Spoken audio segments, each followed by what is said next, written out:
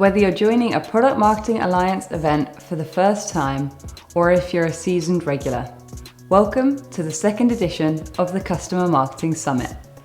Before we dive into the day's content, we just want to say a huge thank you to our sponsors, partners, speakers, and you, our lovely audience.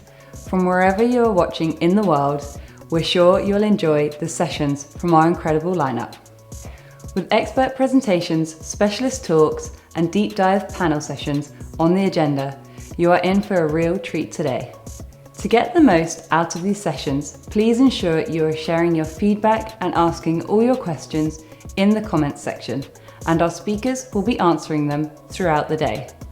After the event, a great place to continue the conversation is in the customer marketing channel in the PMA Slack community. If you aren't already a member, hop on over and come and join the discussion.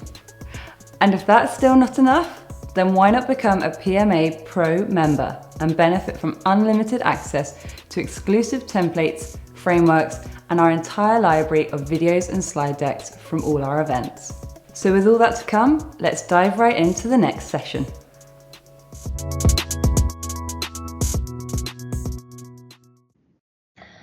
Hi everyone, and welcome to Prioritizing Personas as an Investment in Building a Comprehensive Lifecycle Framework. My name is Adria Fisher, and I'm the Director of Customer Marketing at Sovos, a leader in the tax and regulatory compliance industry. Sovos is a global company specializing in solutions for the complexities of digital tax transformation, with complete and connected offerings for tax determination, continuous transaction control, tax reporting, and more. You can learn more by visiting sovos.com. So I've been working in marketing for over 15 years, and I've had the good fortune to work at some really great companies, including Time Warner Cable, Comcast, WGBH, which is the Boston PBS station, as well as Kronos, which is now UKG, before joining Sovos half a year ago. So I've held a variety of roles in marketing, including program management, customer reference management, competitive intelligence, and product marketing before joining the ranks of customer marketing about 4 years ago. So I've enjoyed all of those roles thoroughly, but I found my place when I joined customer marketing for sure.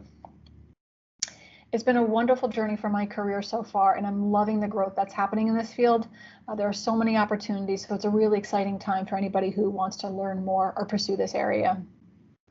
So this session emphasizes that the key to engaging customers is an investment in developing robust and dynamic customer personas, specifically focusing on how your personas interact with your business, your product, or your service, as well as how they engage, knowing what they need, and more importantly, why they matter.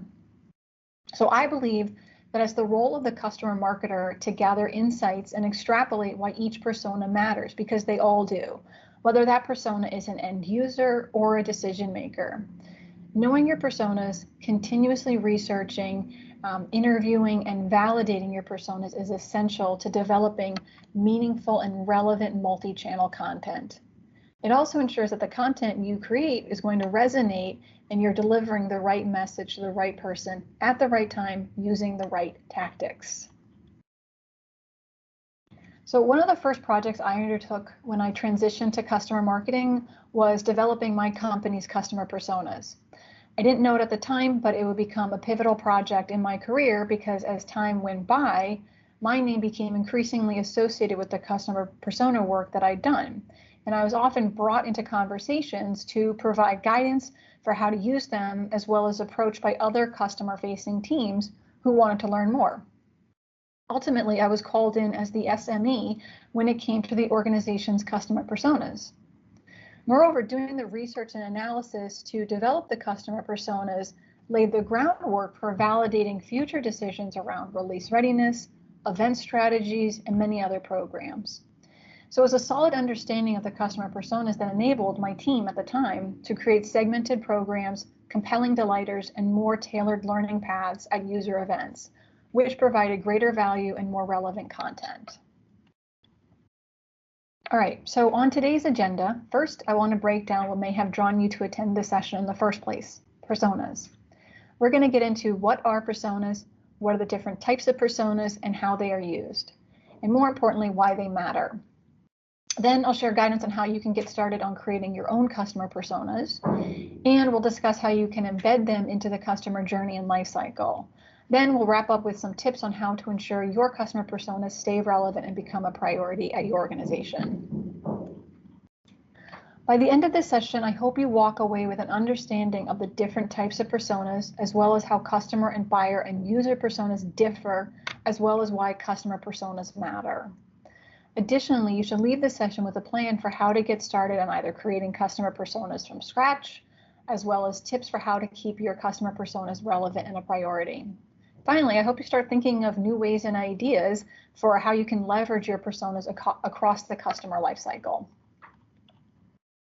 So, a persona is defined as a fictional character created to represent a user type that might use a site, brand, or product in a similar way. Personas are used to consider the goals, desires, and limitations of buyers and users to help guide decisions about a business's service, product, or interaction. Simply put, the purpose of any persona, be it buyer, user, or customer, is to help you understand that persona's needs, experiences, behaviors, and goals. Additionally, I advocate for making the distinction between all three types of personas within your organization because they each serve their own purpose. Buyer personas are going to be focused on pain points or daily frustrations and challenges, as well as what type of information they lean on during the buying process. And of course, buyer personas are an important tool for how to effectively position your solution or service during the buying stage of the life cycle. And then, of course, once a buyer purchases the product or service, they become a customer. So I've seen confusion around user and customer personas. After all, a customer uses the solution or service, so why would they not simply be a user persona? Generally, user personas are created by user experience or user research teams for design and engineering purposes, whereas customer personas are a tool that should be created and employed by marketing, specifically customer marketing. So user personas as created by a user experience team often get into demographic details like age, type of employment, level of education, income, hobbies, and interests, etc. So as one director of UX explained to me years ago, the details matter for user personas because they're a tool for engineers who may benefit from a better understanding of the person who is going to be on the receiving end of their coding and design. Simply put, user personas are a means to humanize why feature X matters or why button A should be located where it is. So then we have customer personas, which focus on how customers interact with the solution, the product, or even the business, as well as how they engage, what they need, and most importantly, why they matter to your company or organization. Finally, customer personas matter because a lot of customer marketing is focused on communicating the right information to the right person at the right time in the right way. To properly share relevant information with the appropriate audience, we need to first identify who that audience is, what information they need to consume, why they need to consume it, and when it's the best time to communicate that information to them. Customer personas help us align the correct information with the correct person so communications and content are meaningful, tailored, and timely. Well-developed personas are foundational for creating segmented and personalized communications, programs, and content that resonate and are impactful.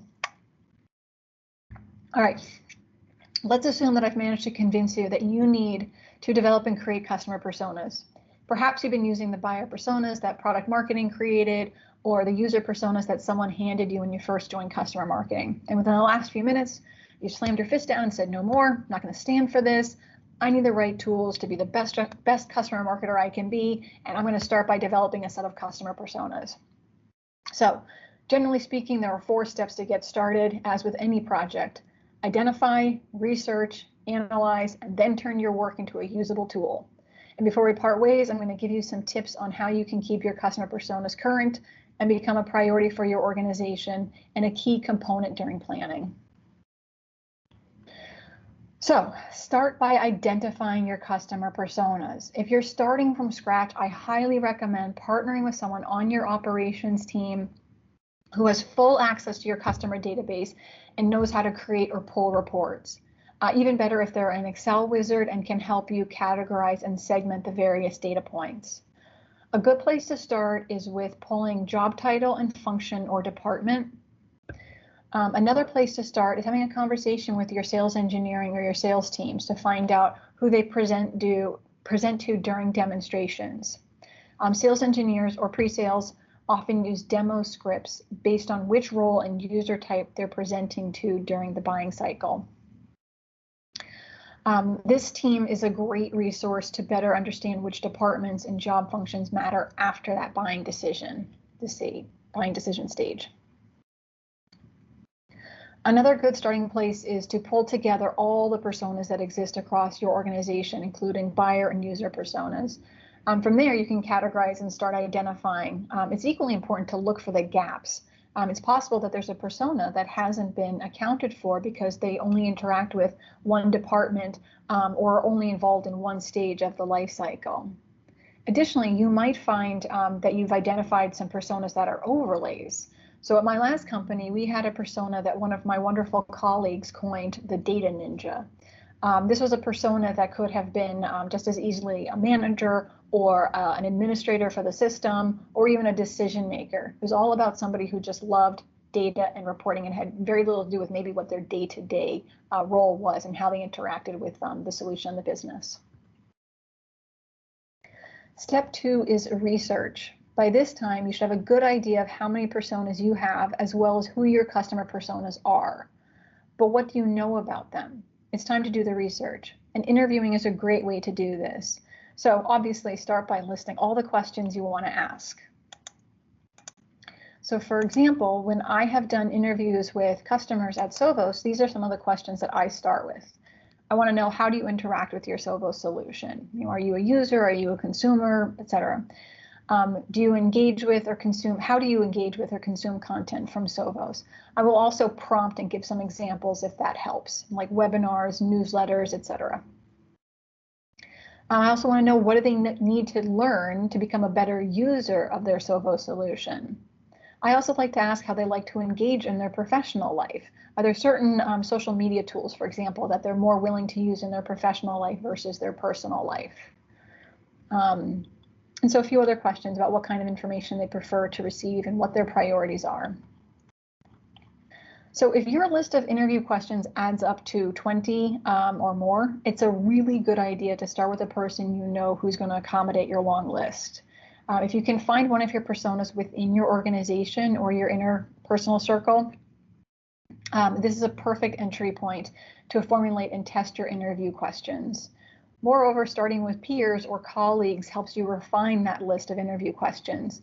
It's better to learn which questions don't garner that much information or even feel redundant with a person who's going to be patient with you versus a customer whose time you might want to use more wisely. So for example, in my last role, we had identified the IT administrator as one of the customer personas. I happened to be married to a person who has worked in IT his entire career, so he was my first interview. And that interview helped me figure out the best way to phrase questions in order to gather the most insight and information.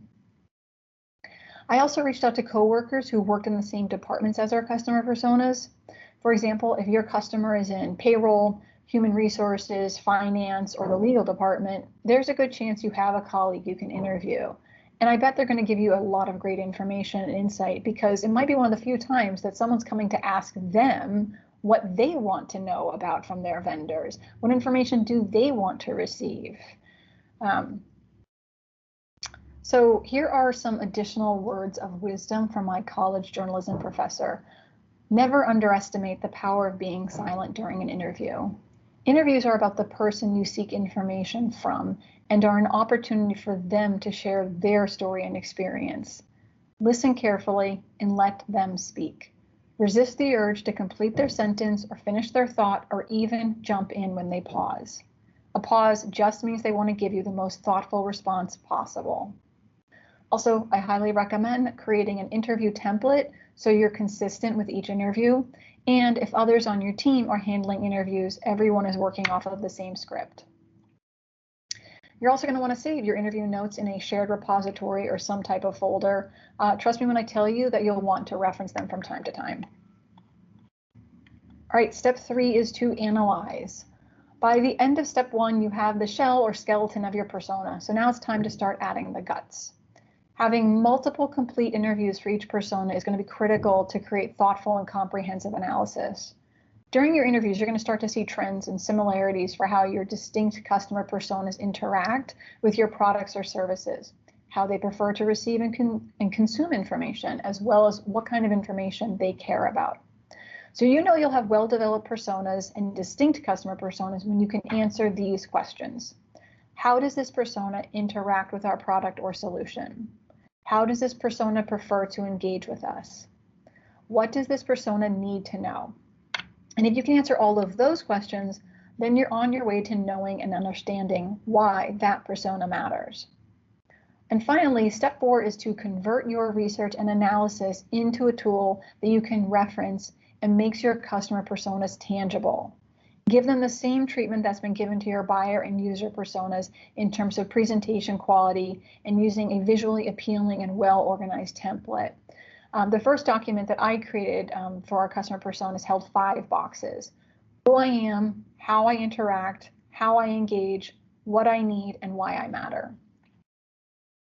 So you can find templates galore with a search on the web or partner with your creative team to create a unique PowerPoint template. For customer personas, it's always been my preference to not add a picture. I believe that customer personas are representative of hundreds or thousands or even millions of persons, and you care about what's on the inside and how they interact with your solution. Limiting your persona to a single face or gender may create unintentional bias. So here's an example of a really basic template that addresses those key components you need to know about each of your customer personas. So in summary, start with identifying your customer personas. Next, research your personas using interviews. Then analyze your findings to start building out your personas. And then turn your work into a tool that can be used by you, your team, or even better, the customer-facing teams at your organization. All right, so with your customer personas developed, the next step is to map them along the customer journey or life cycle. In order to begin mapping, you need to know what's happening in each stage or phase. Then the real value of the customer persona work takes focus because your research and your deep knowledge of the customer personas will make you an expert for knowing where each of your personas is involved, and more importantly, how they're involved. So it takes an understanding of knowing what's happening to each persona across the life cycle to create compelling persona-based messaging and engagement programs. Also, I highly recommend going through the journey mapping exercise one persona at a time. So for example, the chart before you is one that I put together years ago for that administrator persona. And everything I know about how the administrator persona is involved and what's happening for that persona is through research and interviews. It's after you have a clear understanding of what's happening and what needs to be communicated to that persona during that life cycle stage that you can begin to determine and strategize how to best engage them. So for me, that's the fun part. So let's take this a step further. During the onboarding stage, one of your touch points is a welcome message to your new customers to express excitement and enthusiasm with optimism for a successful partnership. With your customer persona work mapped to the customer lifecycle, you know that both a decision maker and administrator can play a role during onboarding. Yet how you engage and what you communicate to those personas is likely to differ significantly. The welcome message to the decision maker may want to emphasize the trust that was built during the buying and consideration stage. And you may know that your decision maker is very likely to be at an executive level and not directly involved in the implementation of the product or solution. In that case, a personal letter from the VP of sales or general manager is an appropriate tactic. Whereas your administrator persona is going to play a critical role during implementation and throughout onboarding. So it's time to set expectations with an overview of the project timeline, project resources to get the project team ready, or present a checklist of things to do in advance to get that first project kickoff meeting ready. So embedding customer personas into your customer life cycle is how you go from good to great. It's one thing to understand the touch points that are important and imperative throughout the journey, yet understanding the value and importance of knowing which customer personas fit into the various stages along the life cycle and what you need to communicate to them. And the optimal way to deliver that message is how you become great. So taking it to that level of detail ensures that you are sending the right message to the right person at the right time and in the right way. And from here, you can focus on how to engage your personas. So the more you know about your personas and what makes them tick or be responsive, the more capable you become of delivering a great experience. You'll be able to elevate the moments that matter and the milestones that mean something to them. So knowing what matters to your personas and how they prefer to be engaged is critical, as it helps determine the elements and tactics for your customer programs, as well as where to allocate budget and resources. The how can be a fun process too, where any idea is discussed and new ideas are explored, and discussions of new ways to present information are brainstormed. Additionally, it's not just about your product or service. When you prioritize personas as part of your customer marketing engagement planning and strategy, you become better positioned to recognize, acknowledge, and celebrate significant yet sometimes elusive key moments that delight your customers. Whether it's an obscure holiday that only that persona might know about, or an event that's specific to that persona, or just knowing that being thanked and appreciated during a really busy time of year or a certain time of year is how you make a difference and become memorable. So make persona marketing a priority by putting it as the first step when you begin your planning processes. Identify the intended persona before you plan, strategize, or design a program, campaign, or event. Add persona as a field to your marketing briefs or your content briefs. Design content and craft communications with a specific persona in mind. Partner with other customer-facing teams to develop a communication strategy that is centered on the persona. Even better, work with your operations team to embed personas as a field in your customer database. This makes creating segmented lists infinitely easier when you want to send a communication directly to that persona. All right, so now all of your hard work shouldn't be left to sit on the shelf and get dusty. You're going to want to keep your personas current with continuous research and interviews. And you can do this by creating a goal to conduct a certain number of interviews, possibly even making it a quarterly goal. Then you're going to want to validate your hypotheses to ensure you're hitting the mark with each persona. For example, does one form of communication perform better than another? Do you receive higher response rates during a certain time of year, day, or a week? Be sure to update your research and documentation routinely so that your personas stay relevant and current. All right, everyone, thank you very much for joining me today, and good luck on your persona journey. And thanks for attending the session. All right, bye.